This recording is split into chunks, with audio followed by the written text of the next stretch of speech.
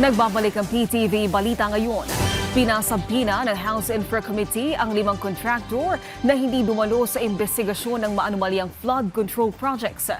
Sa simula pa lang ng pagdinig, mainit na ang naging debate ng mga kongresista ayon kay Akbayan Party List Representative Shell Jokno. May mga mambabatas kasing nadadawit sa issue o sinasabing mga kontratista mismo o may mga koneksyon sa mga contractor na kinukwestiyon. Binigyan diin ni Jokno na dapat matiyak na walang mangyayaring whitewash sa pagbusisi ng Kamara.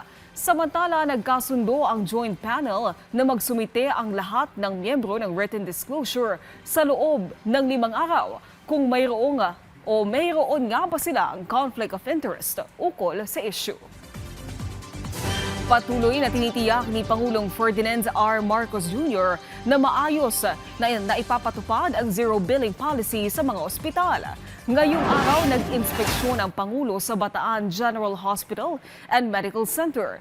Dito, kinamusta niya ang ilang pasyente na natulungan ng programa. Ayon sa Pangulo, mahalaga na nakafocus sa mga pasyente sa pagpapagaling. Sa ngayon, nasa 3,000 pasyente na ang nabenepisyuhan ng zero balance billing sa naturang ospital. Zero billing pa rin, pero imbis na pipila sa kahera ang pasyente bago ma-discharge, pag malapit na ma-discharge yung pasyente, hinahatid sa kanila yung kanilang zero billing at another added convenience which I think we should adopt all around the country. Samantala, alamin natin ang ibang balita sa PTV Davao mula kay Jaira Mondes. Mayong adlaw, mukabot sa kapin 600 million pesos sa gituwang shabu ang nasakmit sa mga otoridad ato sa gimong anti-illegal drug operation sa barangay Rio Hondo, Zamboanga City pasado alas 7 sa buntag adlaw nga Domingo, Agosto 31 ning tuiga. Aton sa operasyon, nasikop sab ang tulo ka mga individual nga naila nga sila alias Wang Yu, 53 anyos nga taga Isabela City, Basilan, alias John Michael, 27 anyos ug alias Adil, 41 anyos nga parehong taga Zamboanga City. Lakip sab nga na-recover sa mga otoridad ang usa ka sakyanan ug uban pang drug paraphernalia. Ang mga dinakpan nakatakda nga mag-atubang og kasong paglapa sa Republic Act No. 9165 kan Comprehensive Dangerous Drugs Act of 2002. Nagmalampuson ang kulminasyon sa 34th Mindanao Business Conference kon MinBizCon natong Agosto 29 ning tuiga nga gipahigayon sa Tagum City, Davao del Norte. Gitigom sa MinBizCon ang mga business leaders, policy makers ug development partners ubos sa temang Fostering Innovation and Sustainability Towards Global Mindanao.